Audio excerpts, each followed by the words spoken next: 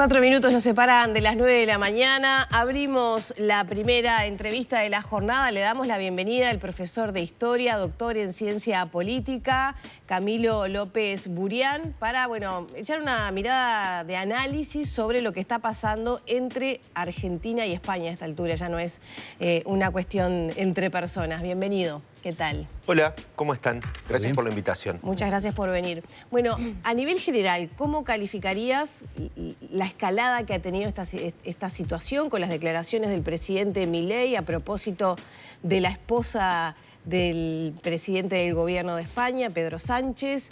Dice que no se refiere a la esposa, pero sí. ¿En qué estamos? Bueno, la situación es, como habrán visto en las noticias, como habrán informado, finalmente el gobierno español retira a la embajadora, a la representante en Buenos Aires, y eso, bueno, es un gesto diplomático fuerte. Esa es como la descripción del acontecimiento. Ahora, todo acontecimiento nos permite entender, pensar o analizar cosas que van mucho más allá de este acontecimiento. Uno tiene que ver, me parece que una primera capa, una primera dimensión de esto, tiene que ver con la forma de hacer política del presidente argentino, la forma de proyección internacional que tiene Argentina a partir de este gobierno. Es un gobierno que ha colocado elementos discursivos guiados por una visión ideológica de las cosas, como tienen todos los gobiernos. Toda política y toda política exterior tiene componentes ideológicos, pero que ha llevado al conflicto, ¿no? Conflicto con Brasil, conflicto con Colombia, conflicto con México, conflicto con Ecuador, conflicto con Chile, conflicto con España, ¿no?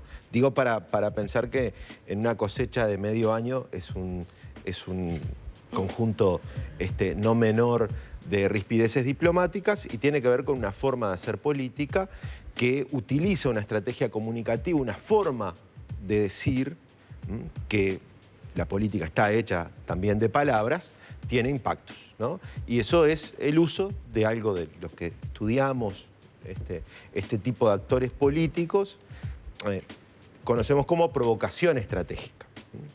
Esta forma de decir no es una forma de decir intempestiva y que ocurrió, sino también es una manera de establecer ciertos registros en el que se discuten o se colocan algunos asuntos en el escenario público. ¿Qué significa la provocación estratégica?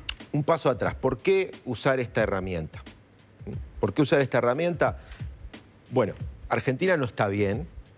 Uno podría decir, esto distrae, coloca la discusión, coloca el registro del debate político argentino en un lugar, ¿no? El presidente habla hacia afuera, habla para sus aliados internacionales, habla para parte de un conjunto de actores que podríamos nuclear en la ultraderecha global, con la que articula, con la que tiene convergencias discursivas, con las que tiene elementos de relacionamiento, y también habla de alguna forma a sus bases más cercanas desde el punto de vista político y confronta con la oposición. Es el presidente el que dice en Argentina: yo soy el líder más relevante de la libertad a nivel global hoy, ¿no? O sea, tiene el uso político de mover el discurso, de colocar el registro. Y la provocación estratégica es hacer hablar a la gente, situar el debate en un registro, en una lógica, con un lenguaje que identifica de cierta manera sesgada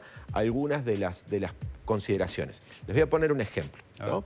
Podríamos, este tipo de actores, por ejemplo, tienen una fuerte confrontación contra la agenda de los derechos de las mujeres, contra la agenda de los derechos sexuales y reproductivos, de colectivos sexuales y de distintas disidencias. Bueno, frente a ese planteo, estos actores de ultraderecha colocan la idea de la ideología de género. La ideología de género no existe.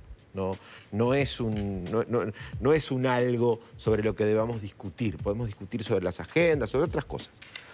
Pero colocar ese término, colocarlo de esa forma, construir una forma de confrontación, ¿no? Construir un escenario como ellos articulan y que tiene que ver con las miradas teóricas que no vienen al lugar ahora, tiene que ver con la idea de batalla cultural, colocan ese asunto como una forma de confrontación. O sea, el discurso de Milei tiene esos componentes, tiene obviamente un carácter muy conservador. Hay que ver no solamente esa parte del discurso de Milei, sino cómo está centrado en una actividad que hace un partido ultraderechista español, que es Vox, cómo se posicionan otros actores del gobierno argentino en ese contexto. ¿Pero es un discurso de ultraderecha el de Milei? Por supuesto que sí. Por supuesto que sí. Primero, la derecha y la izquierda son posiciones en el espectro ideológico que hay quienes las discuten, pero tienen absoluta validez para el análisis político. Tienen una realidad histórica. Ser de derecha y ser de izquierda en distintos momentos, en distintos lugares, en distintos tiempos históricos son cosas distintas. Consideramos en este momento histórico este tipo de movimientos como el que encarna Milei, como de ultraderecha, que son diversos, que son distintos, que son diferentes, no son todos iguales, ¿no? Pero tienen algunos mínimos comunes denominadores, que son, por ejemplo, los que los agruparon este fin de semana en Madrid, ¿no?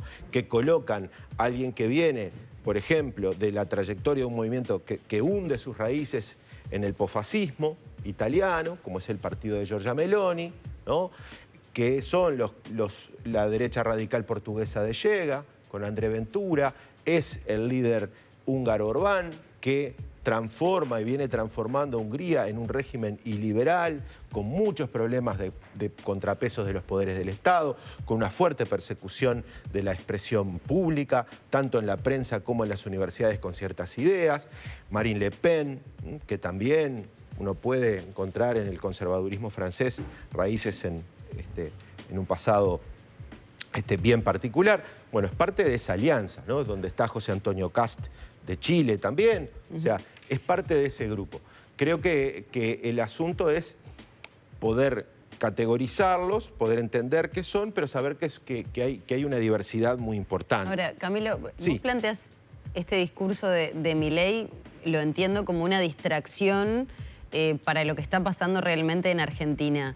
Ahora, ¿qué alcance puede tener esta situación de romper vínculos diplomáticos? Porque no es nada menor que en un país como Argentina, España decide retirar un embajador, definitivamente, ¿no? Sí. O sea, el alcance que puede tener en esos vínculos. Sí. A ver, acá hay como distintas cosas. Yo lo primero que quería era plantearles, como me iba a centrar en una cuestión más discursiva, más del contenido, más de esta idea de la provocación estratégica, de qué se dice, de por qué. Me parecía importante no alejarnos de algo que es que la política tiene sentidos tácticos, de intereses, de cómo posicionarse en la discusión política concreta y que esto también está al servicio de eso. Ese era el primer punto. Esto también tiene una dimensión de política internacional, tiene una dimensión diplomática no menor.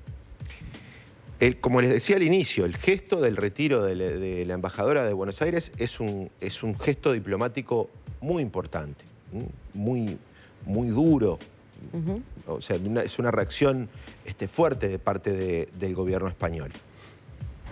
Ahora bien, España y Argentina son países con una larguísima tradición de relacionamiento, con una historia de discusiones, de idas y venidas, de cercanías y lejanías, durante toda la historia, con presidentes de todo pelo y color, ¿no?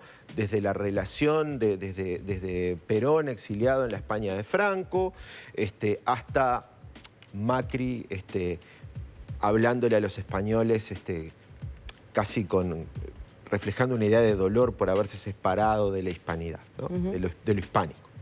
Hay una relación muy estable. O sea, esto es un incidente diplomático, hay intereses económicos, hay relaciones empresariales, hay muchísima interdependencia en varios aspectos económicos, políticos, sociales, culturales con Argentina, que creo que esas cosas hacen prevalecer o mantener ciertos canales, pero bueno, acá tenemos sí un gesto diplomáticamente muy fuerte. Eso te quería preguntar, porque el retiro, digamos, de la embajadora es un paso previo a una ruptura de las relaciones diplomáticas, se podría interpretar. Podría ser. Ahora, en los hechos, ¿qué significa una ruptura de las relaciones diplomáticas? Es bien interesante pensar que uno de los cargos más relevantes de la Unión Europea, que es el cargo del alto comisionado en temas políticos, que además lleva aspectos estratégicos de relacionamiento con América Latina, que es Josep Borrell, que fue canciller español, también de alguna manera se sabe que está en sintonía con la mirada del gobierno español. Para Europa y para España, dentro de Europa, España tiene una posición privilegiada y una lógica de posicionamiento en su política exterior de tratar de ser el puente con Iberoamérica, ¿no? Del puente con América Latina, de construir esa noción de Iberoamérica. Eso ha sido la forma en la que España se ha relacionado históricamente en su política exterior con América Latina ha ido cambiando, de formas primero más asimétricas, obviamente, pero en el siglo XX de una forma más asimétrica con la idea de hispanidad y luego con la idea de Iberoamérica luego de la transición democrática. España es el punto, es como un puente de conexión. El punto de conexión, exacto. Exactamente. Entonces, por eso, tanto para Europa como, no solamente para España, pero sino también para Europa, esta es una situación de tensión muy particular, por la relevancia que tiene Argentina. Pero en los efectos prácticos, ¿qué significaría una ruptura de relaciones diplomáticas entre Argentina y España? Es un gesto de cortar el diálogo político que no implica mantener... relaciones comerciales. No, que no implica romper otro tipo de relaciones que se mantienen. Por ejemplo, porque tomemos un ejemplo, ¿no? Luego del bloqueo a Cuba, ¿no? Por parte de Estados Unidos no tiene un embajador en La Habana, pero sí tiene una oficina de negocios. Y no quiere decir que allí no se reúna gente, no pasen cosas, no haya diálogo político entre los gobiernos, no hayan situaciones políticas relevantes. Esto tiene que ver con gestos políticos y con situaciones, con muestras de disputa política. Porque hay, creo que en juego también cómo quedan parados los actores políticos en el debate. Recordemos que Pedro Sánchez viene de un momento de tensión en el gobierno español, no menor, con escenarios electorales complejos. Le costó mucho formar gobierno, digamos. Por lo tanto, esto hay que mirarlo, siempre la política exterior hay que mirarla como una especie de juego de doble nivel, ¿no? Digamos donde que ocurre algo en el interior de los países. ¿Un instrumento de la ultraderecha española, de Vox, por ejemplo, de usar esta estrategia para, bueno, incidir de alguna manera? La ultraderecha española tiene una fuerte conexión con América Latina. Ese es el primer punto. Si este es un uso, si están articulados con Milei para hacer esto como una cosa estratégicamente pensada, no lo sé, no lo puedo saber. Lo que sí hay que reconocer es que la ultraderecha española, particularmente el partido Vox, tiene una estrategia y tiene un posicionamiento para con América Latina y que viene hace mucho tiempo trabajando en la articulación con estos líderes de ultraderecha en América Latina. Y por el contrario, como dice Milei, una conjunción entre el kirchnerismo y el Partido Socialista Español para atacar a Milei. Sí, eso es uno de los argumentos que colocó Milei. Yo no he estudiado ese relacionamiento entre estos actores y un poco el argumento que plantea él. Sí, el otro, del que puedo dar un análisis más fino, como te decía. Vox tiene una articulación con los partidos de la región y con la Libertad Avanza, con el partido de Milei. Particularmente es una relación que existe a través de la vicepresidenta de la República, de Victoria Villarruel, que antes que fuera parte de la Libertad Avanza, ella organizó una ONG, una asociación civil para la defensa de militares acusados de crímenes durante la dictadura militar argentina. En ese contexto, hace ya unos años, compartió un espacio en el Centro Militar Argentino con Javier Ortega Smith, que era el secretario general de Vox en ese momento. Ella viaja luego a España, hay una reivindicación del franquismo, de la dictadura militar en ese evento. Ella viaja al cierre de campaña de Vox y ahí empieza a cerrar una relación que es la que coloca el puente entre Milei y Vox. Ahora, Camilo, más allá de... perdón, ¿qué relación puede tener o qué afectación puede tener en la región y concretamente en Uruguay y, por qué no, intereses que pueda tener el Mercosur, de relacionamiento, de acuerdos con la Unión Europea, etcétera? ¿Podría tener una consecuencia directa este problema de relacionamiento entre Argentina y España? Yo creo que todavía es muy fresco pensar qué es lo que puede impactar en términos más de mediano plazo, de intereses más generales. Como les decía, tiendo a pensar que hay un historial y hay una importancia estratégica del relacionamiento de Argentina con España, de España a través de Europa, tomando a España como puente con América Latina, con intereses en la relación birregional, Unión Europea con el Mercosur y con la región en general, y que esas cosas deberían llevar a que estos conflictos, incluso al llevar a un momento de ruptura diplomática, nos pueda llevar igual a mantener ciertas estabilidades, ¿no? No podría pensar que las cosas podrían, si uno mira más no tanto en la coyuntura, sino verlo con un poco más de distancia, a que podamos tener una situación de mayor estabilidad con el paso del tiempo. Estamos en el momento de mayor calor de la situación, pero de vuelta, son regiones... que sea una relación que se va a subsanar con el tiempo. Lo que pasa es que hay muchos intereses, hay mucha interdependencia en términos de inversiones, en términos de relacionamientos que demandan este tipo de cosas. Pongamos un ejemplo para ver cómo ha funcionado en otros países situaciones análogas. El canciller brasileño, el primer canciller de Jair Bolsonaro, Ernesto Araújo, ¿no? Una persona con un perfil similar en algunos elementos a Javier Milei, en la forma en la que entienden algunos elementos de la política internacional, se plantó duramente contra China, incluso en los momentos de la pandemia, diciendo que era un virus propagado por China, hizo un montón de asuntos, de declaraciones muy duras en relación al primer socio comercial de Brasil. Los intereses del agronegocio en Brasil son muy relevantes para entender la política exterior. Bueno, el canciller cayó. Y cayó, entre otras cosas, por la presión del sector del agronegocio brasileño sobre la política exterior, ¿no? Entonces, yo creo que uno tiene que pensar la política siempre como en una trilogía de 3 sí. Hay ideas, discursos, ideologías que se confrontan, hay instituciones, reglas que generan constreñimientos, que nos hacen jugar dentro de ciertos márgenes, y hay intereses. Claro, y por ahí va un poco la pregunta que quería hacerte. ¿Cómo permea la sociedad este tipo de discursos de Milei?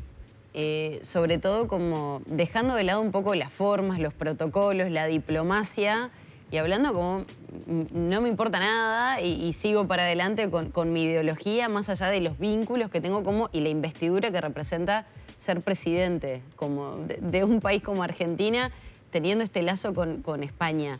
¿Qué pasa en la gente? Y sobre todo en el sector industrial, empresarial. Bueno, ahí son 2 preguntas. ¿Qué pasa con los actores económicos relevantes? Claro, como dejar la forma si tiene un impacto o no real entre el sector empresarial y la sociedad. Primero lo de las formas. Primero hoy hablábamos de la provocación estratégica, pero hay un elemento característico de estos actores que es el plantearse como verdaderos representantes del pueblo, de un pueblo verdadero frente a una élite. Si uno mira los discursos de Milei, pero mira los discursos de muchos de estos actores que poníamos en esa misma familia, tienen una especie de lógica antielitista, ¿no? Los zurdos de Milei no son solamente personas de izquierda, son también liberales progresistas, son también parte de los que se ponen un traje, una corbata y están en el foro de Davos. O sea, la izquierda de Milei es una izquierda muy amplia y muy heterogénea y que uno podría no decir ni siquiera que es izquierda.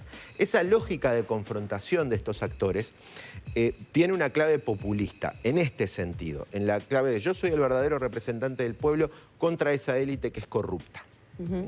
Ese es un poco ahí es donde Milei entra en la discusión sobre Pedro Sánchez en el discurso. Si uno escucha, viene discurseando contra esas élites, coloca a Sánchez como, de alguna forma, una parte de las élites nacionales que le hace el caldo gordo, entre comillas, a estas otras élites, y por ahí entra en el debate, ¿no?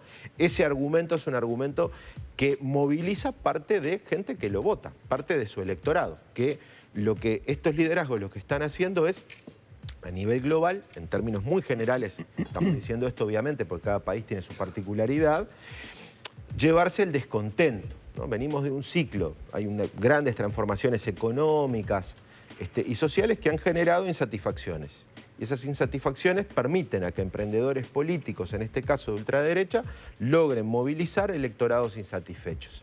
Que hablándoles, ¿no?, con esta lógica del hombre común, ¿no? Ese es un lenguaje que también podíamos encontrar en una figura como Jair Bolsonaro, logra movilizar esa insatisfacción y logra capitalizar políticamente esa insatisfacción. Pero eso tiene consecuencias. Obvio. Obvio que tiene Porque capaz que consecuencias. tenés conforme a un sector de la población.